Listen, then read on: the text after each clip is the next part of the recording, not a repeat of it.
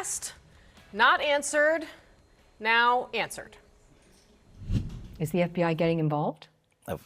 Based on the fact that it's an ongoing matter, there's not much I can say.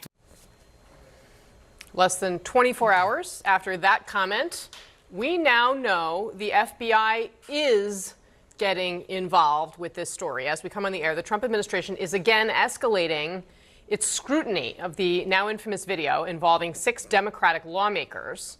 The FBI now looking to schedule interviews with each of them. Senator Alyssa Slotkin writing today that, quote, the FBI's counterterrorism division appeared to open an inquiry, end quote, into her. And in a joint statement today, some of the lawmakers said the president is, quote, using the FBI as a tool to intimidate and harass members of Congress.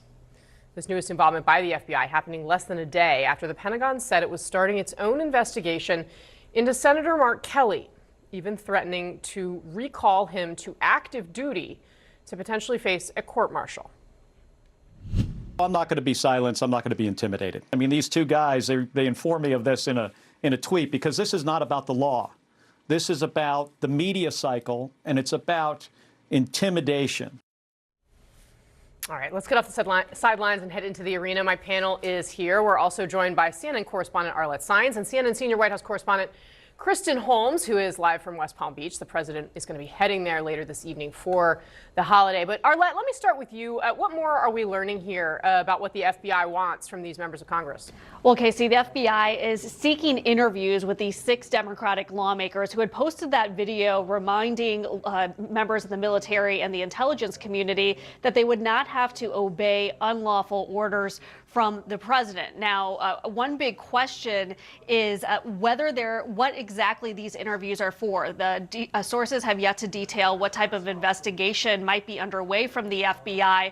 But as you mentioned, Senator Alyssa Slotkin said that she believed that it was the FBI's counterterrorism division which opened an inquiry into her and potentially other lawmakers as well. Now, there was a joint statement from the 4 Democratic House lawmakers who were part of that video, and they wrote, quote, President Trump is using the FBI as a tool to intimidate and harass members of Congress. They went on to add, no amount of intimidation or harassment will ever stop us from doing our jobs and honoring our Constitution. But this news that the FBI is seeking interviews with these 6 Democratic lawmakers is a significant escalation, just days after President Trump went to Truth Social and accused these lawmakers of engaging in seditious behavior punishable by death. Now, at the same time as the FBI is requesting these interviews, there is also the Pentagon, which has launched a separate investigation into allegations of misconduct, specifically into Senator Mark Kelly,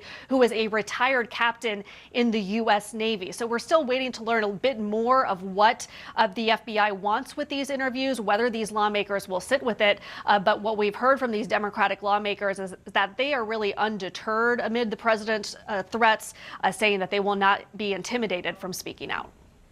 All right, so Kristen, what are you hearing from the administration about how this is unfolding? Yeah, I mean, Casey, same on the side of the administration. They're undeterred. This is something that they want. President Trump himself wants these investigations. We know that the White House supports this. They know about it, and that they want these kinds of investigations brought into anyone who they believe challenges President Trump. Now, in this case in particular, you heard Arlette talking there about some of the things that President Trump had said. Sedition can be punishable by death. Just to paint a clear picture here, this really angered President Trump to the point where he was posting and reposting 16 times in a row just on this video alone. And the pushback from the White House has remained the same. They say that these Democratic lawmakers can't answer questions about what illegal requests the administration or orders the administration was giving to the military, and therefore that equates to them telling these members of the military or the intelligence community to circumvent the chain of command. That is the argument from the White House. What we have heard about how this all came to be is that the FBI, who, by the way, Kash Patel was meeting with President Trump in the Oval Office today, sought out meetings with these various lawmakers by first going to U.S. Capitol Police, who then directed them to the Sergeant at Arms, who handles all things as the chief law enforcement officer of both the Senate and the House. There's both the House and Senate Sergeant of Arms. So the FBI sent these letters to the Senate Sergeant of Arms in order to try and get these meetings. Now, whether or not they've actually been in touch in any way beyond that, completely unclear at this moment. But it should be noted that the president is all in on this. He is backing this fully, and he wants to see these investigations, which is likely why you're seeing them brought. All right, Kristen Holmes, Arlette Science, thank you both very much for starting us off today. Really appreciate it. Our panel is here in the arena: CNN contributor, New York Times journalist, and podcast host Lulu Garcia-Navarro, a CNN political analyst, national political reporter for Axios, Alex Thompson, former Democratic congressman from New York, Max Rose, and CNN senior political commentator, Scott Jennings. We are also joined by CNN senior law enforcement analyst, the former deputy director at the FBI, Andrew McCabe. And sir, I'd like to start with you, Director McCabe. What here... I guess what I'm trying to understand here, what we know from these lawmakers is that these interviews have been requested. Now, that would suggest that they are at this point not compelling these members to testify. And correct me if I'm wrong, but that would take a judge, I believe, to actually sign off and say, yes, we should do this. What is your understanding of what the counterterrorism division at the FBI could possibly be investigating about a video that 6 Democratic members of Congress put together and put on the internet? Well, Casey, I can't tell you exactly what they're thinking, but I can tell you what they shouldn't be doing. And what they shouldn't be doing here is anything with respect to this whole issue. And this is not a close call by any stretch. So you cannot conduct investigative activity for anything if the factual predication or the basis of that request to initiate investigative activity is based solely on First Amendment protected activity. And that is exactly what we have here. This is like the red hot molten core of First Amendment protected activity. These are political people engaged in political speech. There is no, to my understanding of the reporting, there is no alleged conduct or behavior or efforts to actually contact people in the military and convince them to do something illegal or to take those steps themselves. None of that. This is entirely First Amendment protected activity.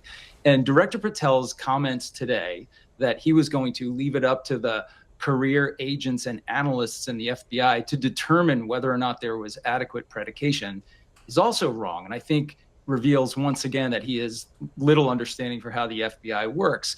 And that agents don't, first of all, analysts don't open cases. Agents don't open cases. They request that cases be open, and that request goes to a supervisor, and the supervisor has to check first for exactly this. That's the first box you check. Is this based on First Amendment protected activity exclusively? Here it very much is. What's more, to go forward and open a case on a member of Congress, a sitting elected political leader, by definition makes it a sensitive investigative matter. And that request would have to be approved by the chief counsel of the field office. It has to go to headquarters, get approved there. DOJ has to get notified within 14 days. So at every one of those levels, someone hopefully would have the good sense to say, there is no business for the FBI here. And that's what they should be doing with this. So if these requests have gone out already to the Sergeant at Arms in the House and the Senate for these interviews, would your understanding be that all of those things have potentially either already happened or been totally circumvented for this request to go out? I think either is possible, and I'd really like to know exactly what was the argument, what's the threat, and what is the information that they have that some sort of threat might exist. What is the predication and the reason for this, and how do they possibly overcome the concern of First Amendment protected activity being the only basis for this investigation? It raises, I think, really disturbing questions about how much the Bureau, in some ways, has been cowed by this administration and their heavy-handed, vengeful kind of activity, even within the organization, right? People who stand up and do things that the president doesn't like get fired. People who resist the current direction and strategies and the way the organization is being utilized, or maybe have participated in investigations in the past that are now disfavored for one political reason or another, get fired. And the danger of doing that is exactly this. You cow the organization and some of its leadership into approving things and engaging in things that they know they shouldn't do, but they go along with the pressure that's been applied on them.